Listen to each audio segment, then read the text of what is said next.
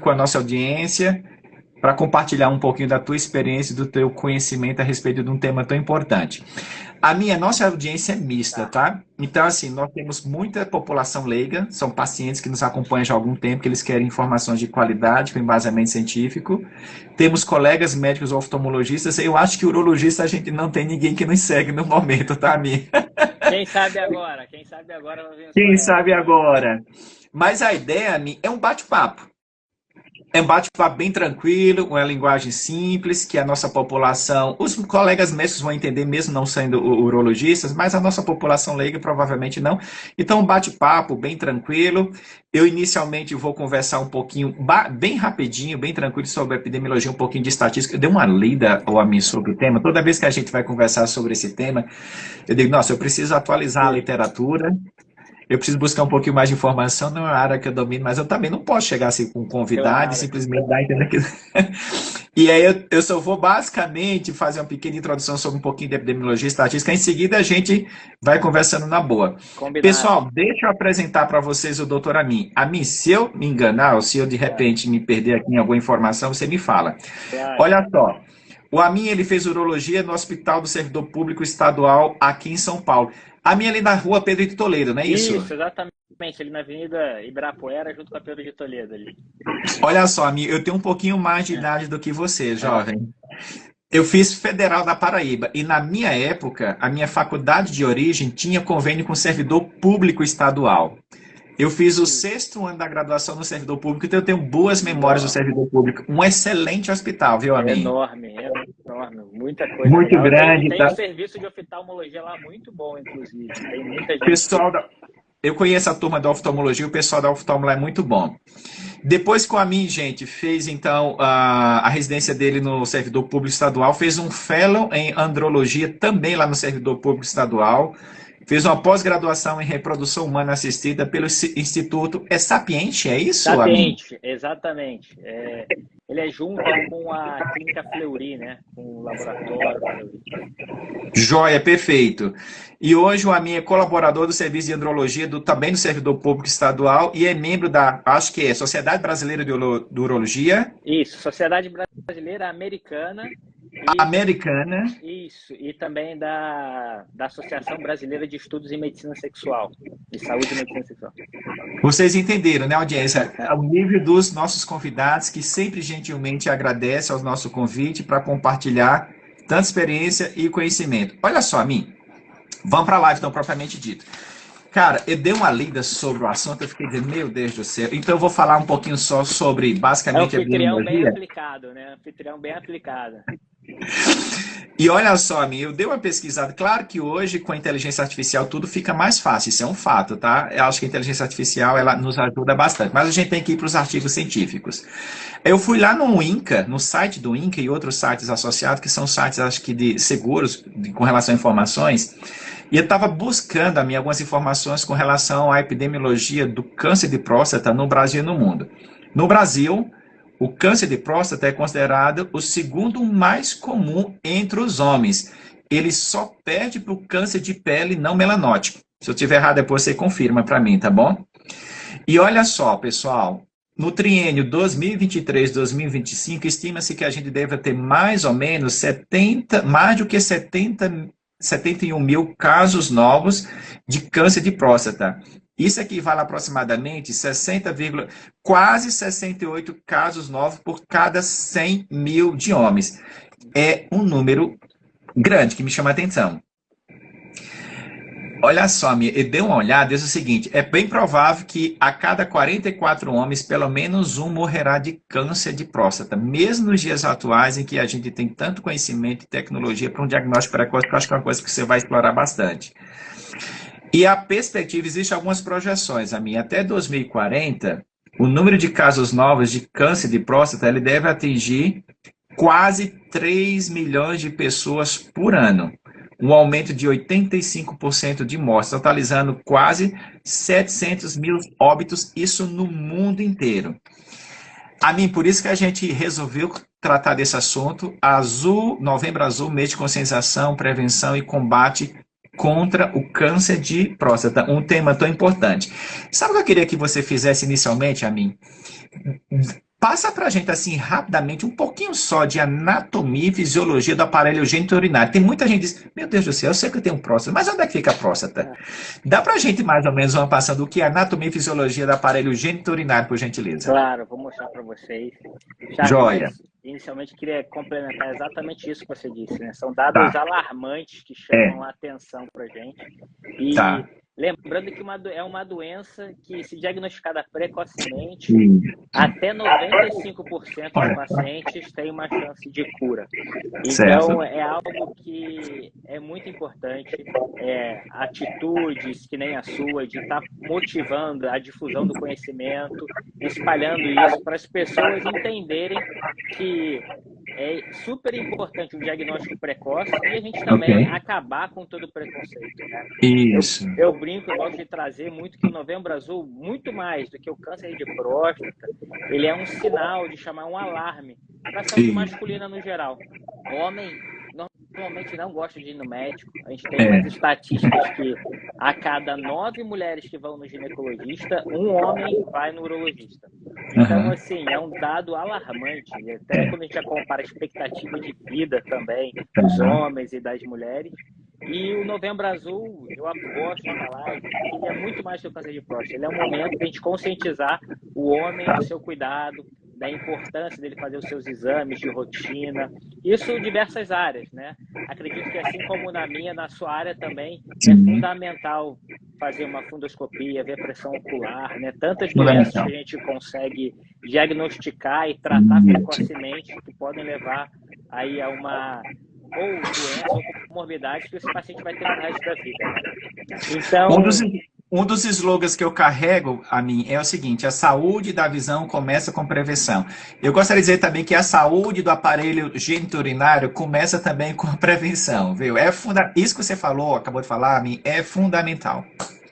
sim, eu vou pegar aqui então, vou aproveitar e mostrar umas fotos então para o pessoal para trazer um pouco sobre essa anatomia do Isso. aparelho geniturinário. Tem que compartilhar aqui com vocês. Mas deixa eu botar aqui. Mas é impressionante, deixa eu mostrar.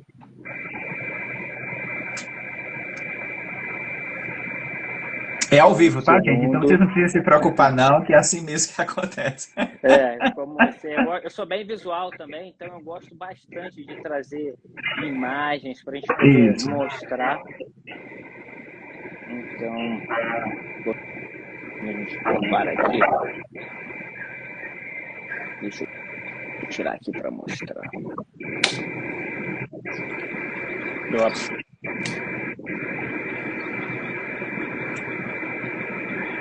É assim mesmo, ao vivo em cores sempre é desse jeito, viu, pessoal? Ó, Não tem problema. E sabe o que é bom, amigo? Cria uma expectativa. A turma fica, pera, tô sempre assim, a gente vai, vai. vai. Exatamente, deixa eu trazer aqui para você. Ótimo. Então, vou mostrar aqui, ó.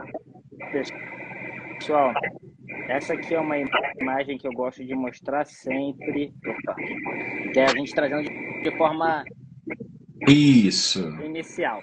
Então, Tá. aqui, a gente vai entender um pouquinho o aparelho geniturinário, né? Então, o aparelho geniturinário, ele vai consistir, então, do rim, que é onde Tá. filtra o nosso sangue e a gente acaba eliminando a urina, que ela vai passar por esse canal chamado ureter. Ele, digamos, é uma Isso. passagem que leva a urina do rim até a bexiga, tá, pessoal? A bexiga é onde a gente tem a urina, ela fica armazenada. E no homem, a gente vai ter a próstata, que ela vai ficar bem próximo da bexiga, envolvendo um canalzinho chamado uretra, que é por onde passa Ok. a urina no final. Eu gosto muito, Charles, também de mostrar esse outro modelo 3D, que é bem Tá. legal. Aqui. Vamos dar uma olhada. E ele é bem lúdico, para a gente poder estar mostrando o que é. Então, isso aqui é um modelinho 3D, pessoal, do corpo humano. Então, quando a gente vai chegando próximo, a próstata fica bem nessa região. Então, aqui a gente tem a bexiga, o pênis, bolsa escrotal, e a próstata ela vai ficar bem embaixo. A gente retirando, então, esse arcabouço ósseo, né? Então, aqui eu tô tirando. Então, aqui, ó, a gente vai ter uma Nossa. anatomia bem legal aqui, quando a gente começa a Aham. mostrar 3D. Então aqui, pessoal, isso aqui é a bexiga, Tá. a próstata, Ok. a vesícula seminal, e aqui tem uma estrutura muito importante, que é o Tá. reto, o Ok. intestino. E o porquê, pessoal, essa estrutura aqui é importante? É aqui que eu gosto Aham. de falar da importância do toque retal. Vocês Tá. podem ver a proximidade que você tem Isso. da próstata com a parede do reto. Então, o toque retal, que para muitos é um mito, um tabu, a gente Aham. consegue, através do toque retal, analisar toda essa parede da próstata. Então, por isso que a Tá. gente comenta tanto, insiste tanto na importância do toque retal para os pacientes. Tá. Então, aqui, ó, a gente mostrando um pouquinho mais. Olha que legal. Gente, top a mim. Muito legal, E cara. aí, eu Aham. gosto, tem uma parte aqui nesse programa que a gente consegue falar um pouquinho mais sobre as doenças. Eu não sei se você quer entrar agora nas doenças, Charles, ou então depois a gente volta para esse vídeo e conversa mais depois. O que que você Daqui acha? a pouquinho. Então, assim, daqui a pouquinho. Eu só queria que a gente fizesse essa breve introdução falando sobre anatomia. A mim, parabéns, cara. Muito legal, porque fica mais visual e fica Sim, mais fácil do paciente ter pelo menos uma noção de onde é que fica as estruturas e onde é que está exatamente sendo cometido. Então, olha só, a mim. Anatomia e fisiologia. Perfeito. No passado, eu até comentei a mim no início que quando a gente escutava a palavra câncer de próstata, era como se fosse uma sentença. Meu Deus do céu, não tem mais solução para o meu caso, infelizmente está se aproximando dos meus últimos dias. A gente sabe que hoje não é mais assim. Mas eu queria então que você falasse assim para a nossa audiência o que significa a palavra câncer de próstata. Será que é uma sentença propriamente dita a mim ou não? O que é câncer, no final das contas? vamos lá, pessoal. Isso aqui é muito legal de a gente explicar, porque não é todo o crescimento da próstata que Tá, é igual a câncer. O tá, câncer, ele nada mais é do que uma célula que começou a crescer de uma tá, forma desordenada e diferente das outras do tecido, certo. daquela região. Então, pessoal, essa célula ela começa a crescer e ela vai crescendo e expandindo. E ela cresce normalmente numa velocidade muito maior do que as Tá, outras células do nosso organismo ok. e ela acaba, às vezes, tendo características diferentes. E é o que vai Tá, levar a uma doença, tá? Que é diferente de um crescimento normal da tá. próstata esperado para a idade, que é o que a gente chama de hiperplasia. Perfeito, excelente. Então, olha só, mim, vamos falar um pouquinho. A gente já falou sobre um pouquinho da anatomia e fisiologia, já ficou muito claro o que é câncer e câncer de próstata propriamente dito.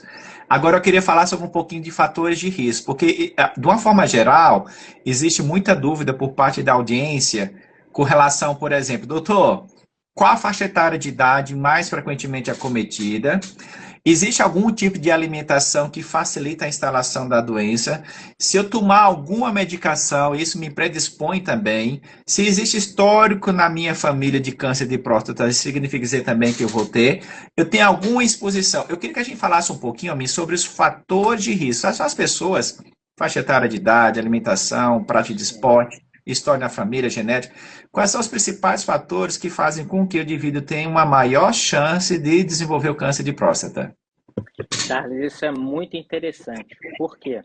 Existe basicamente um fator que a gente não consegue mexer, que Tá, seria o fator genético. genético, ok. Então, aqueles homens que têm na família pai, tio, irmão, Tem, eles têm uma predisposição maior, normalmente, a ter o câncer de próstata. ok. Agora, a gente tem outros fatores que vão influenciar o aparecimento, o surgimento do câncer de próstata, que eles vão estar muito relacionados ao estilo de vida do paciente. E é por isso que o Novembro Azul a gente também chama atenção para isso. É Tá, importantíssimo o paciente ter uma nutrição adequada. ok. Então, uma dieta rica em carne vermelha, por exemplo, é um Tá, fator de risco para câncer de próstata. O uso de cigarro, então é tá, super prejudicial também esse tipo de consumo. tá. Obesidade também tem muita relação com câncer de próstata. Olha Então só. são todos fatores que a gente consegue prevenir. Com o quê? Tá, A atividade física, uma dieta adequada, bons hábitos. E lembrando que a atividade física em si, ela tem uma importância significativa na recuperação do metabolismo celular, além ok. da regeneração, não só nos tecidos, mas também cerebral. Então, assim, a atividade física, eu sempre falo, é inegociável. 30 minutinhos todo dia é inegociável. Agora, Ô, Ami, de, duas questões. Faixa etária de idade, qual a faixa mais comum, que é mais frequente o câncer de próstata se manifestar?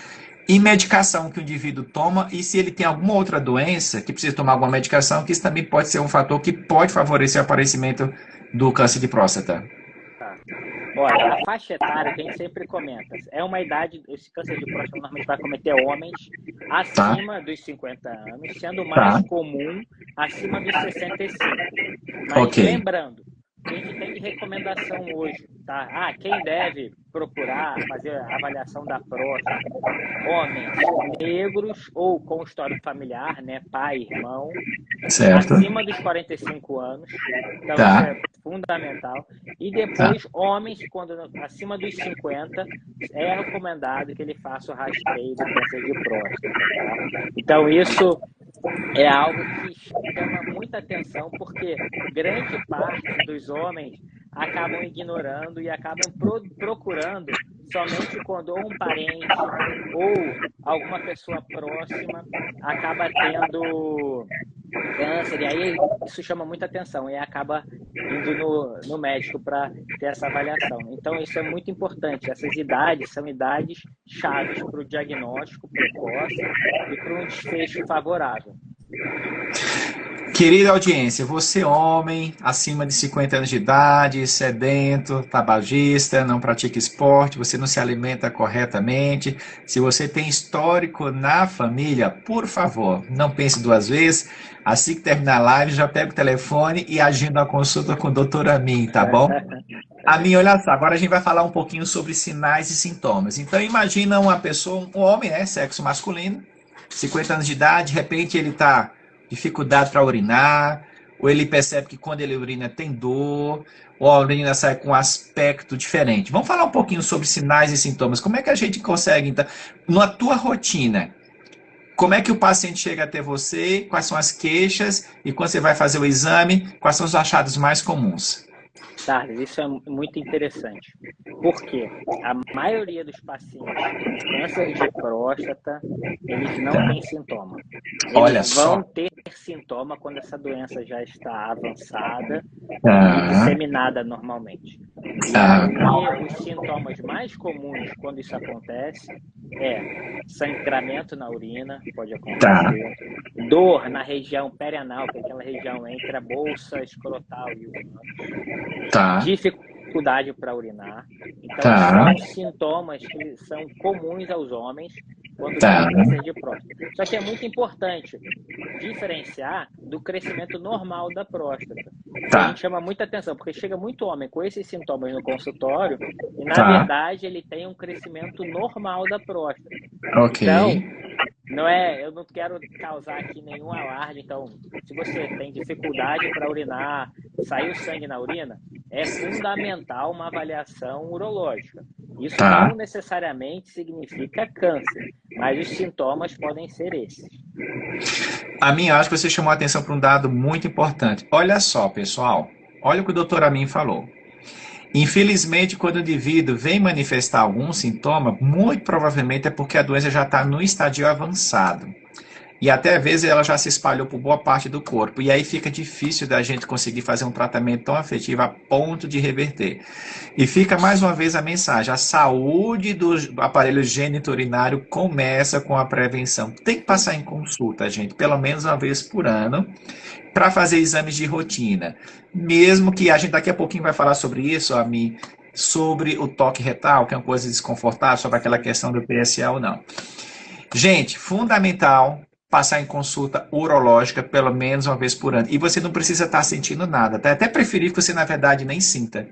É preferir que você vá. Porque geralmente o pessoal diz: doutor, não estou sentindo nada, por que eu vou passar Não em tem consulta, nada, né? né? Não precisa ir em consulta, exatamente. Sabe como é que eu brinco geralmente com os meus pacientes, que até uma dica, eu pergunto para eles o seguinte: olha, me faz uma gentileza, você reparou que você tem aquela cicatriz no braço? Ai, doutor, deixa eu ver, de fato eu tenho aquela cicatriz. Quem foi que fez com que você tivesse aquela cicatriz? Ah, doutor, acho que quando eu era criança, né? Minha mãe levou para tomar remédio, tomar injeção. E você estava doente? Não, eu não estava doente. Então me ajuda a raciocinar. Por que que você foi até um Sim, posto de saúde, até uma clínica, tomar injeção, exato. receber uma agulha, se você não estava sentindo? Doutor, prevenção. Então, essa mesma lógica serve também para a questão das doenças do aparelho geniturinário, principalmente do câncer de próstata. A saúde dessa região também começa com prevenção. Agora, a mim, vamos avançar um pouquinho. Digamos, então, um indivíduo de 50 anos de idade, uma vida sedentária, tabagista, não pratica esportes, ele adora um churrasco. E de repente ele diz, nossa, geralmente ele fala para a Sim. esposa, né? Depois de algum tempo, nossa, estou com desconforto nessa região, quando eu vou para o banheiro também é um pouquinho desconfortável, eu percebi que a urina está um pouquinho... A mim, como é que a gente faz o diagnóstico? Porque tem duas palavrinhas importantes que a gente só vai mencionar e de repente Sim. você tenta descrever. A questão da classificação e do estadiamento. A gente já está na situação mais avançada, o paciente está com câncer. Como é que a gente dá o diagnóstico de certeza? Como é que a gente faz a classificação e estadiamento para depois a gente tratar? Isso aí que você comentou dos sintomas é muito verdade, sabe? Às vezes, muitos desses homens eles vão empurrando, vão fazendo força, até que ele não consegue mais dormir à noite, então acorda de 2 em 2 horas para ir no banheiro, Eita. tá com uma vida muito ruim, aí ele resolve vir. E aí, Charles, quando ele vem no nosso consultório, a gente examina e vê, o paciente, quando normalmente ele tem o câncer de próstata, ele vai ter algumas alterações, tá? Tá, Primeiro, falando do exame físico, então, que é o toque, o exame do toque, que tá, muitos homens temem.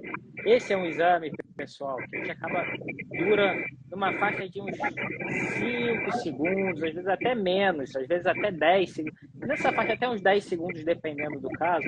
É um exame tá, muito rápido e nele a gente consegue identificar características na próstata que podem significar uma doença. E o que seriam tá, essas características? A gente palpa um nódulo mais tá, endurecido, uma região dessa próstata, às vezes ela vai estar mais dura, às vezes a gente não tá, consegue sentir os limites bem definidos. Isso tudo tá. já chama a nossa atenção para que Uhum. esse paciente ele possa ter um câncer de próstata. Passando dessa fase do exame físico, a gente sempre faz os exames laboratoriais, que é o Ok. famoso PSA.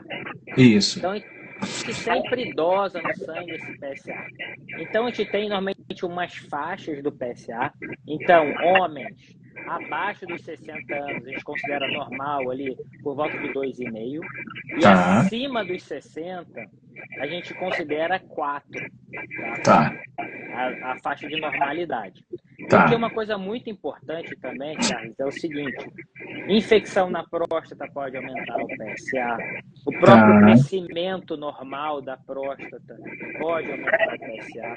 E aí ok. existem umas novas formas, algumas formas que a gente pode utilizar para entender se esse paciente ele tem um maior risco ou um menor risco de câncer daquele PSA ser um Tá, câncer de significar um câncer de próstata, juntamente com a própria exame físico.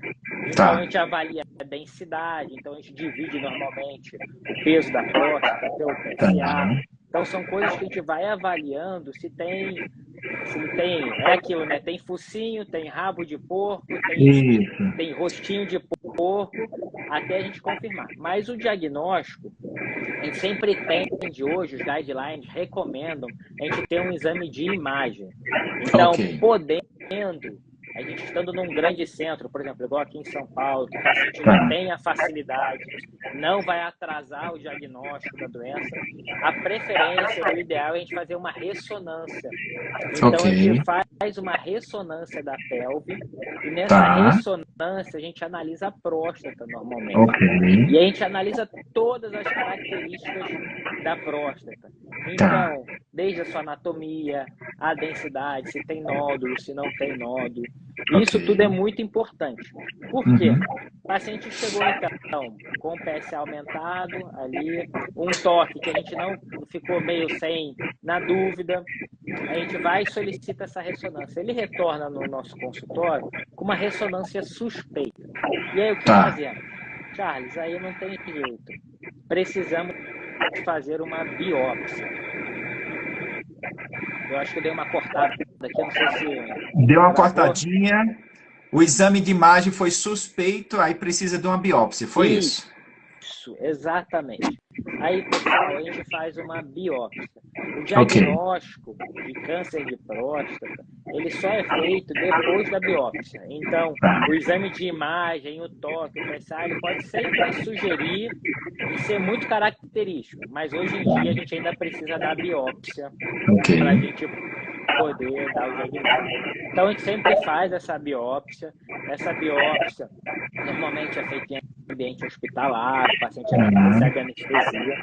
E aí, quando ele chega com o resultado dessa biópsia, sempre, sabe, Charles, motivo de muita ansiedade, de Isso, imagino. preocupação. E aí a gente tem diversos tipos de tumores na próstata e níveis de Tá, agressividade diferentes. tá. Então, hoje em dia, dependendo, existem níveis de agressividade que são menores, e hoje a gente pode fazer só o acompanhamento desse paciente. Isso Ok. é uma coisa muito interessante, porque a gente sabe, querendo ou não, a cirurgia sempre pode ter alguma complicação, algum efeito colateral, e isso é muito temido pelos homens. Ok. Então, de acordo com, a gente pode separar aí em grupos, onde a gente pode fazer esse acompanhamento, e Tá. grupos que a gente tem aí uma indicação de fazer uma cirurgia ou até radioterapia. Outra dúvida muito frequente é se a gente pode fazer quimioterapia antes, né, que chama quimioterapia neoadjuvante. Para o Tá. câncer de próstata, a princípio, não. Não. O que normalmente faz é o seguinte, então a gente indica a cirurgia, tá? Tá. Muitas das vezes, o paciente que não vai para a cirurgia é um paciente quando não tem, às vezes, um status cirúrgico. E o que seria um status cirúrgico, pessoal?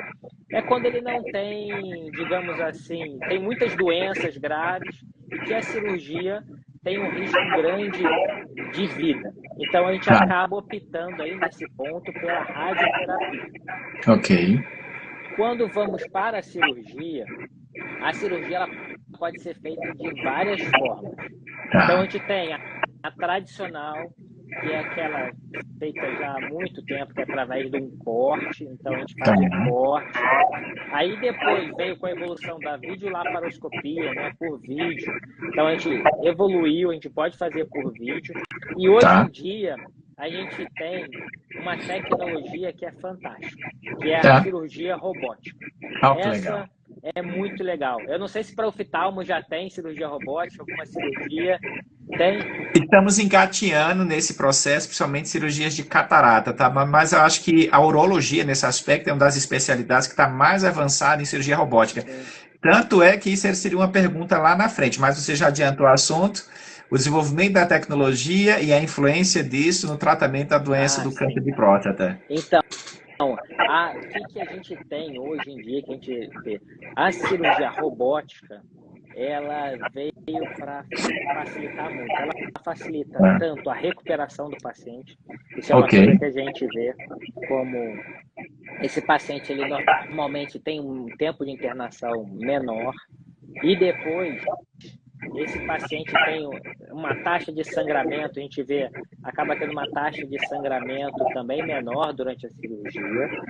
Com relação à preservação do feixe vascular nervoso, os estudos mais robustos, científicos, ainda não tem uma diferença estatística. Mas na prática, a gente consegue visualizar muito bem esses nervos e a gente vê que os pacientes normalmente que operam a cirurgia via robótica, eles têm um retorno, digamos, e uma preservação da ereção, que é uma grande preocupação desses pacientes quando fazem essa cirurgia. Então a gente vê que a cirurgia... Diga. Amin, só esclarece também para a audiência, porque alguns podem estar pensando, mas doutor, quem é que faz a cirurgia? É o robô ou é o homem junto com o robô que realiza o procedimento? Porque o pessoal vai dizer, nossa, imagina o homem, ele tem dificuldade em fazer um exame de toque retal, de repente saber que vai ser operado por um robô? Só explica isso para a gente, por gentileza, Amin. Pessoal, como é que funciona a cirurgia robótica? Isso. A gente tem que usar um aparelho que seriam os braços de um robô, a gente acopla esses braços em pinças e a gente coloca eles em portais, a gente faz uns furinhos pequenininhos na barriga do paciente e através a gente coloca esse portal. E o médico cirurgião, ele fica como se fosse numa televisão grande. do lado de fora da cirurgia e tem um auxiliar que fica ao lado do paciente. E acaba que o cirurgião ele acaba operando como se fosse à distância. Então, é bem interessante esse sistema da cirurgia robótica, porque o robô, ele além de fornecer movimentos mais precisos, Isso. então a gente não tem questões como às vezes você tremeu, espirrou ali na hora e ter algum acidente, algo. Então o robô ele vem trazendo muita facilidade na cirurgia.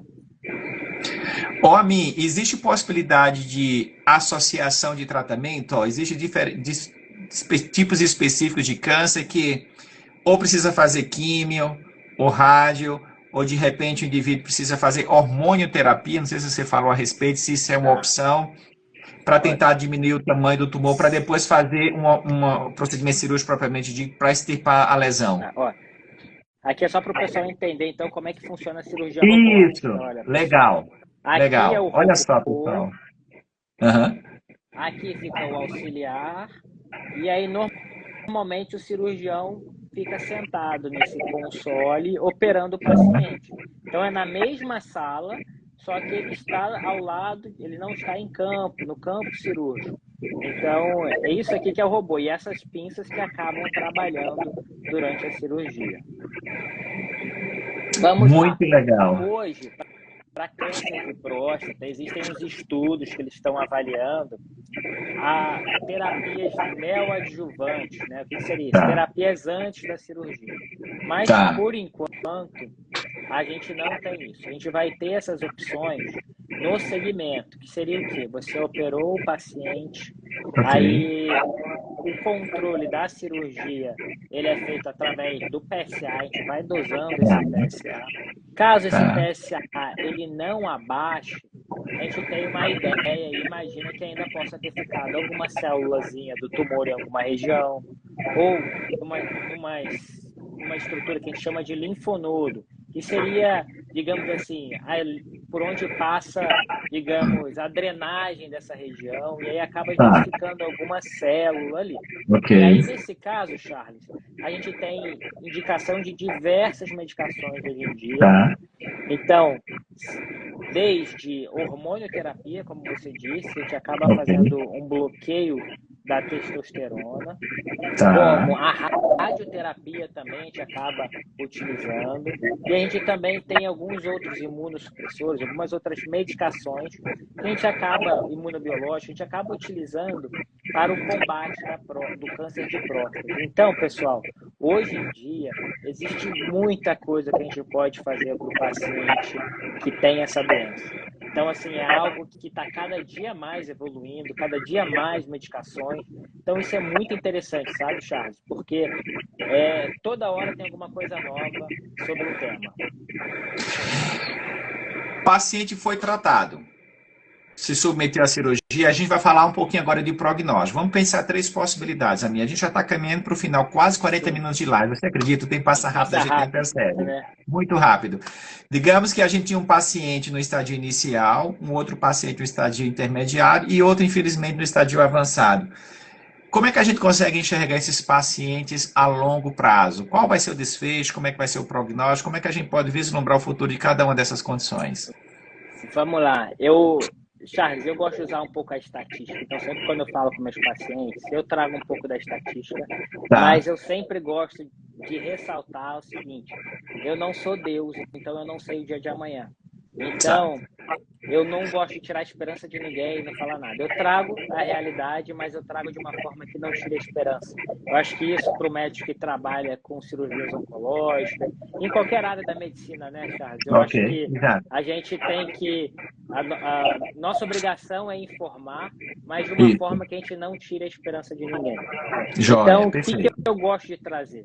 Os pacientes diagnosticados na fase inicial, praticamente 95% deles são curados. Então, isso é muito legal. É aquele tumor que está realmente na próstata, é pequenininho. Agora, pacientes em grau intermediário e principalmente avançados, existe uma taxa o avançado, então, quando já tem metástase, não tem digamos assim, indicação de cirurgia no momento. Porque quando o paciente ele já tem metástase, o que seria metástase, pessoal? É quando a célula da próstata, ela já vai para outro órgão. Então, pode ser para o osso, pode ser para o pulmão, para o fígado. Então, quando o paciente já está nesse estado, a gente tem medicações para fazer, várias questões, mas o prognóstico, assim, o desfecho em 5 anos já é um pouco mais complicado. Então, entendi. é algo que a gente já fica um pouco mais atento e receoso. Por isso que a gente sempre bate naquela tecla do diagnóstico precoce. A mim, basicamente, duas últimas perguntas. Eu queria que a gente falasse um pouquinho sobre esse mundo pós-moderno. Você já adiantou um assunto que eu achei muito interessante, que a gente já ia conversar sobre isso, sobre a cirurgia robótica. Eu acho que a cirurgia urológica é uma das áreas da medicina que esse conceito está sendo mais praticado e mais avançado. Mas hoje a gente fala em pós-pandemia, a revolução digital, inteligência artificial, big data, algoritmo, robótica. Quando você pensa assim, principalmente eu acho que em diagnóstico e tratamento, vamos falar em visão hipermetrópica. Hipermetropia é um indivíduo que quando tem pouquinho grau, ele enxerga muito bem lá para longe. Quando você pensa no futuro, a mim, e essa revolução digital, principalmente em inteligência artificial, você tem alguma opinião formada a respeito? Será que a inteligência artificial vai nos ajudar no diagnóstico mais precoce?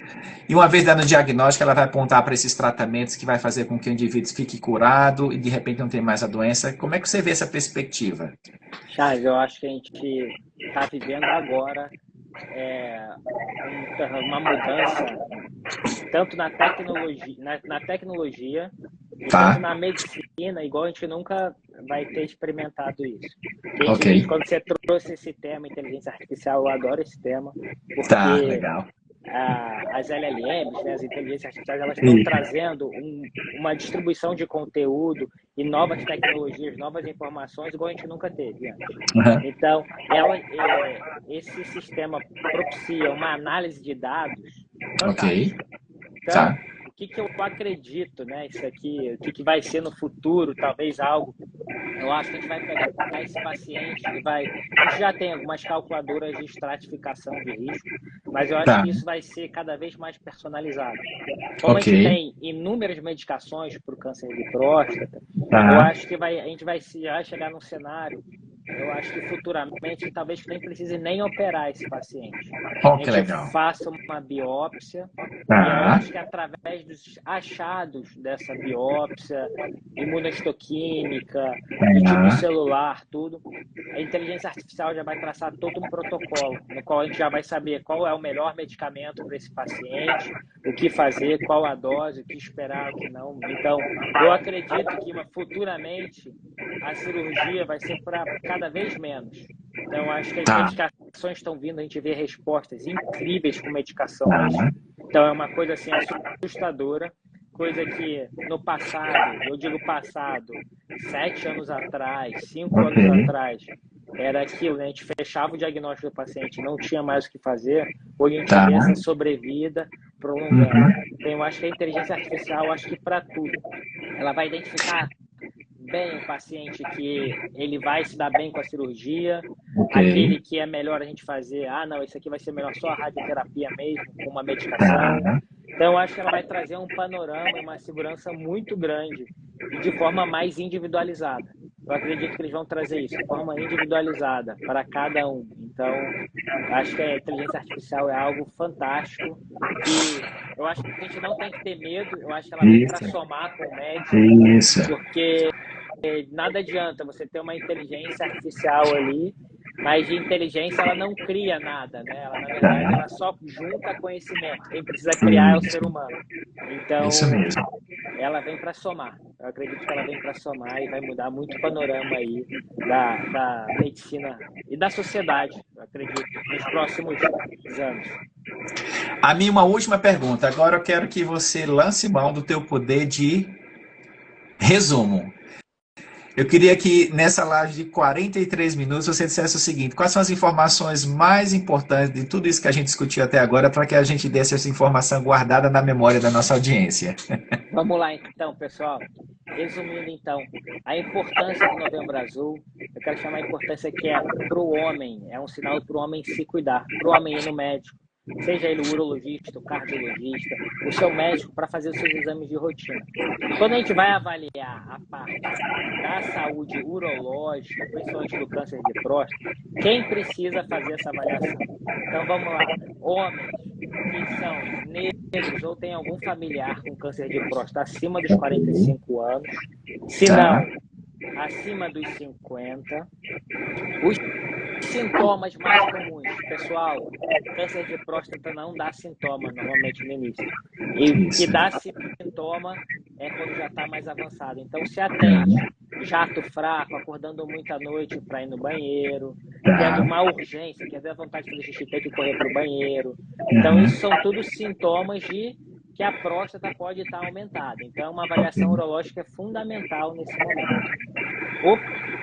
Outra informação muito importante que eu gosto de trazer é a seguinte: o câncer de próstata tem cura, então não é um diagnóstico fechado. Então existe muita coisa para a gente fazer, não é para ninguém perder a esperança quando tiver um diagnóstico desse. E uma coisa que me perguntam, o que eu posso fazer, né, para prevenir o câncer de próstata? E é aqui que eu quero finalizar e falar: não existe nenhum remédio e nenhum comprimido tão importante quanto uma boa qualidade de vida e um estilo de vida saudável. Então é aqui, hábitos são fundamentais. A alimentação, então evitar o consumo de carne vermelhas em excesso, lembrando sempre do consumo de verduras, legumes e grãos, pelo menos 5 porções ao dia. A atividade física, 30 minutos todo dia tem que ser algo inegociável. Evitar ao máximo o consumo de álcool e cigarro. Sono, pessoal, sono é outra coisa muito importante. 7 a 9 horas de sono por dia. É o que a gente espera, eu fico bem com 4 horas, por 5. Não, pessoal, 7 a 9 horas. O sono é fundamental para a regeneração neuronal, para a cognição, para o aprendizado, desenvolvimento. Então, isso é muito importante, tá? Estresse, a gente trabalhar muito. Hoje em dia, a gente sabe que esse é um grande vilão. Então, você ter atividades que vão propiciar aí um relaxamento da mente. Então, a atividade física é uma delas, mais hobbies. Isso é muito importante. E relacionamentos saudáveis, sabe, Charles? Relacionamentos saudáveis, a gente brinca, mas solidão, a pessoa que sente solidão, ela sente uma dor igual a pessoa que tem dor física. Então, em solidão, é algo subjetivo. A pessoa pode ter 300 amigos ou pode estar sozinha.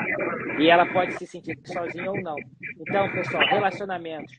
Tenha oportunidade, converse com as pessoas, dê atenção, fale sobre os seus sentimentos, tenha alguém para compartilhar. E é isso. Eu só esqueci de uma coisa, quase que eu esqueço. Claro. Primeira consulta urológica na vida de um homem, Amin. Qual a idade? Olha, eu digo que a primeira consulta urológica na idade do homem é assim que o menino ou adolescente sai do pediatra. Fundamental. É mesmo? Para ele tratar todas as questões, principalmente explicar para ele o que é sexualidade. Isso. E porque isso aqui dá tema para várias lives, sabe, Charles? Mas assim, hoje a gente vê os adolescentes viciados em conteúdo adulto, coisas que acabam tendo diversos problemas na sua vida depois. Então, eu sempre falo, adolescente saiu do pediatra, fundamental passar com o urologista para entender o que é a anatomia do órgão genital, o que acontece na atividade sexual, os riscos, tudo isso, e fazer os seus exames de rotina, né? Todo homem precisa fazer exames de rotina uma vez por ano.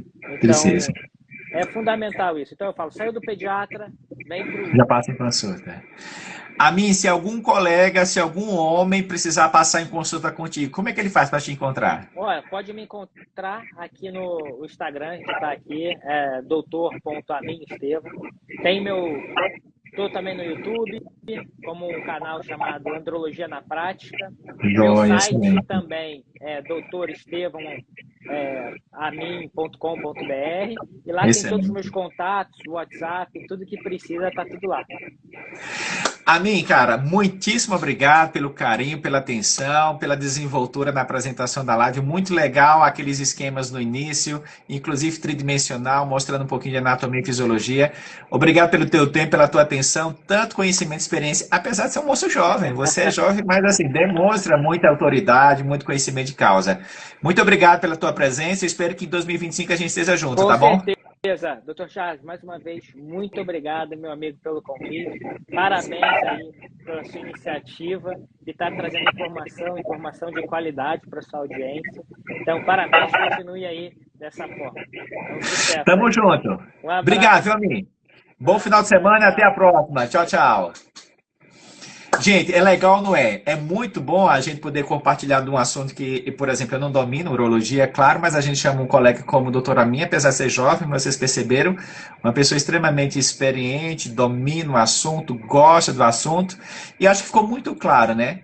Não só a saúde da visão começa com prevenção, assim como a saúde do corpo como um todo. E a mim fechou com chave de ouro. O que a gente precisa fazer? Tem que se alimentar bem, tem que praticar esporte, gente, tem que dormir bem. Uma outra coisa legal que diz respeito à saúde emocional.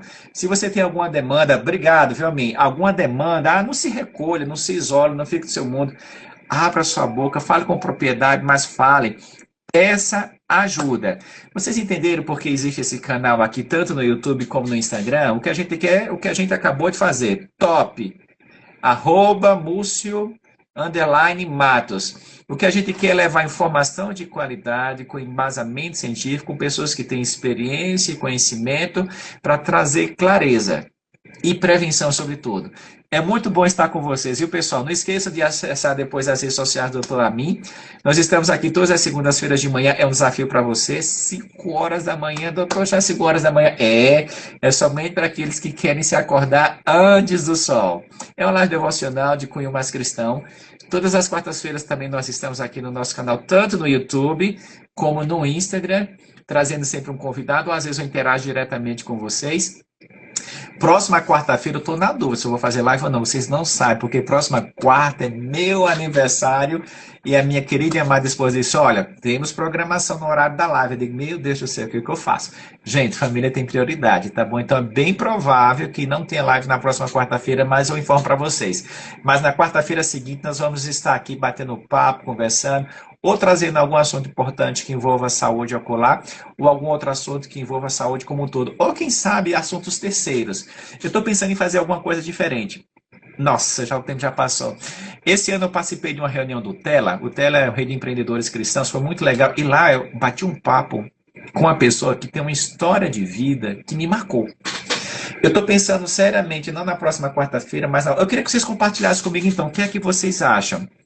A gente trazer uma pessoa que tem uma história de vida. Sabe por quê? Porque às vezes a gente fica preso no nosso mundo, como a mim falou. Às vezes você fica recolhido, isolado, não é a boa opção. Você se acha o maior sofredor do mundo. E às vezes você tem dificuldades e demandas que são difíceis, mas não pode ficar sozinho. E aí, essa pessoa tem uma história de vida que me chamou tanta atenção. Eu vou entrar em contato com ela, ver como é que está a disponibilidade, para a gente bater um papo. Eu nunca fiz isso antes, nas nossas lives de quarta-feira, mas a gente precisa inovar, né? Estamos num momento de inovação. Gente, mais uma vez, muito obrigado pela presença de vocês. Vocês no YouTube, ó, obrigado, viu, pela presença de vocês. Vocês também que estão no Instagram. Não esqueça de compartilhar esse conteúdo. Aqui no Instagram você tem uma setinha e aqui, desculpa, no YouTube você tem uma setinha no canto inferior direito. E também aqui no Instagram. Olha só o aviãozinho. Pelo menos 3 pessoas. Vocês têm que clicar e, ó, enviar esse aviãozinho para 3 pessoas. Eu tenho certeza que essas pessoas, principalmente os homens, vão ser beneficiados com essa informação, tá bom? Tamo junto, fica comigo. Faça um excelente resto de noite e a gente vai se falando. Espírito top, corpo são, mente sã. A saúde da visão começa com prevenção. Tamo junto, pessoal. Muito obrigado pela presença de vocês.